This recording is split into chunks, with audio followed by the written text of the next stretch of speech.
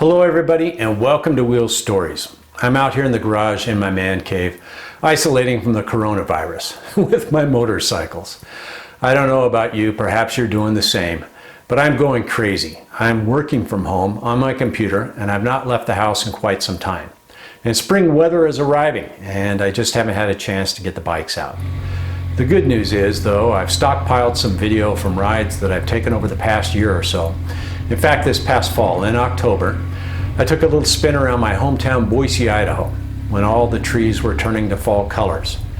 Well, in my spare time, I was plagued by laziness and got a little bit too busy at work and never pieced a video together. Well, today I opened up my laptop and started editing, and hey, I'd like to share it with you. So let's call this piece Boise, Idaho, my hometown, Fall Ride 2019. I love riding my motorcycle in the fall, and today the skies are clear, the temperatures are in the low 60s, but I have some warm riding gear with me. Today I'm going to take you on a tour of the Boise Valley and nearby mountains. Let's go chase some fall colors.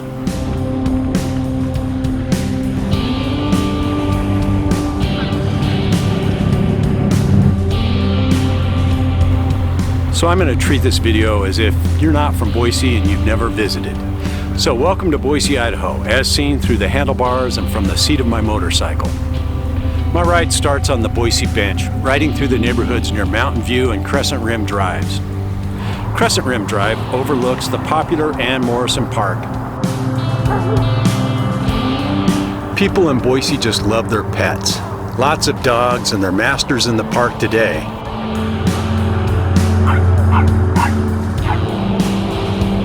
My hometown, Boise, Idaho, is known as the City of the Trees, named by early French settlers, Le Bois. I'm told that means the woods. All of the trees around town are in full autumn transition, as you can see, turning to red, yellow, and gold.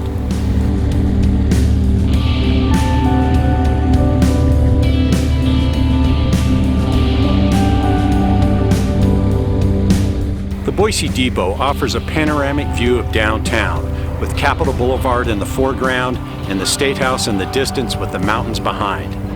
The Spanish-style depot opened in 1925. It now serves as a venue for weddings and social events.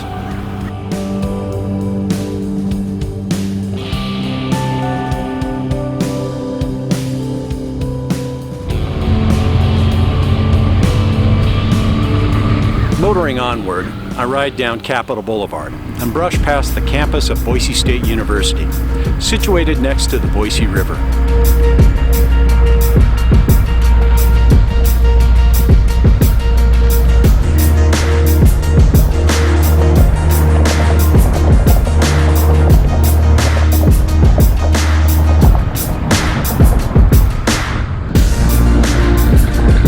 Capitol Boulevard guides me into the heart of downtown Boise. I go past restaurants, businesses, hotels, City Hall, and eventually arrive at the State Capitol. The People's House was constructed between 1905 and 1920, modeled after the U.S. Capitol in Washington, with design cues from St. Peter's Basilica at the Vatican in Rome and St. Paul's Cathedral in London. I'm taking a self-guided tour of the central structure beneath the classic dome. The State House is open to the public 7 days a week. Back on the motorcycle, it's time to cruise around the city streets and see a few more attractions of downtown Boise.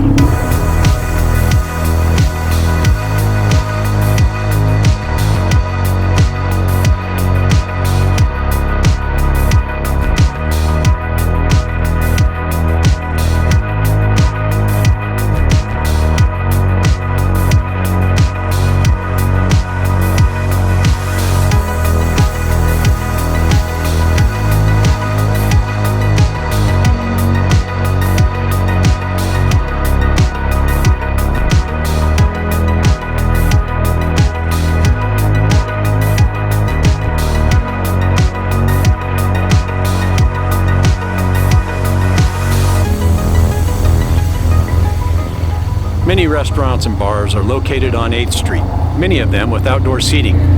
And then there's Freak Alley. The building is adorned with graffiti and public art. Freak Alley is one of the largest outdoor exhibitions of its type in the Pacific Northwest.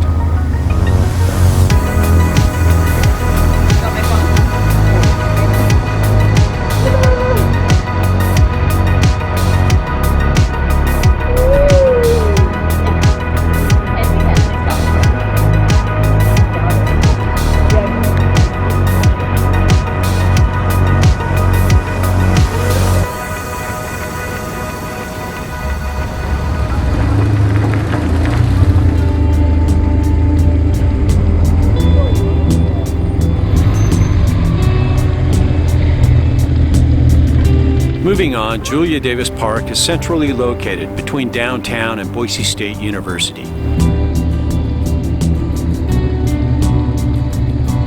One of the oldest parks in Boise, Julia Davis contains Boise's Art Museum, the zoo, and other prominent attractions.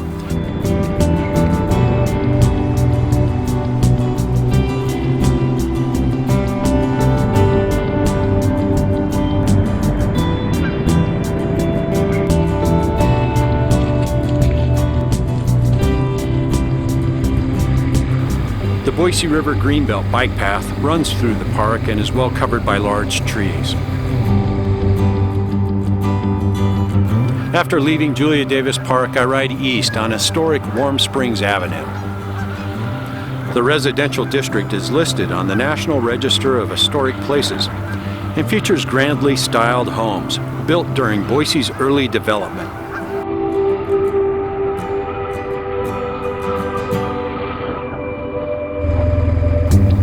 Soon I arrive at the old penitentiary.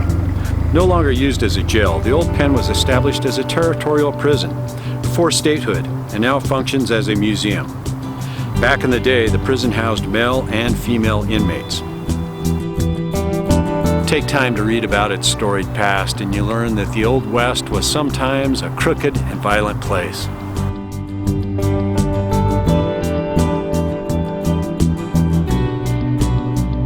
Okay, now I think it's time to break from the boundaries of city traffic. I need to ride up into the foothills on Bogus Basin Road, up to the local ski hill.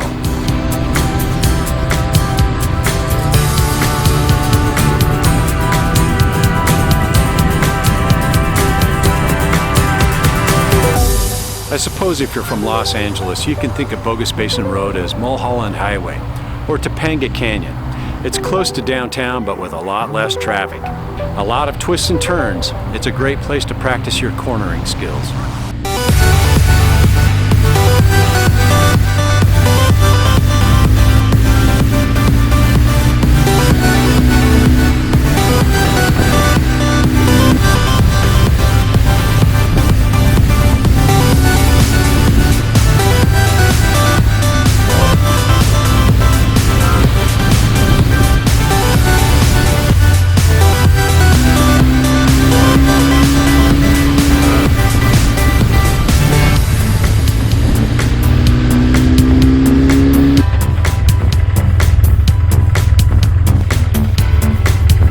This fall weather is just too nice and I don't want to go home. I'm going to head back toward the old pen and ride to the top of Rock Butte.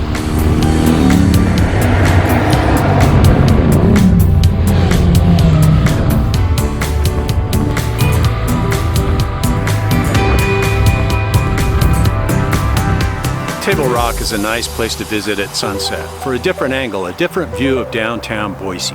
You can hike, ride, or drive to the mountain pillar, located 900 feet above downtown. The butte is marked with a big white crucifix. The cross is illuminated at night.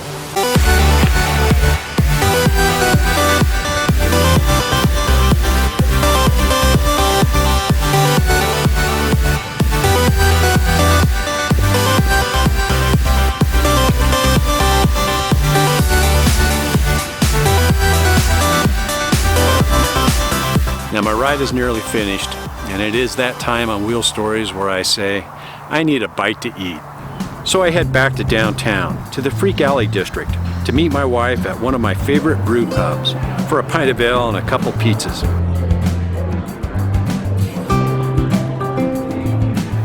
Well, I hope you enjoyed this video, and I apologize for taking so long to post it on Wheel Stories. Until next time, be sure to like, comment, share, and subscribe. Protect yourself, stay safe. Thanks for watching, everybody.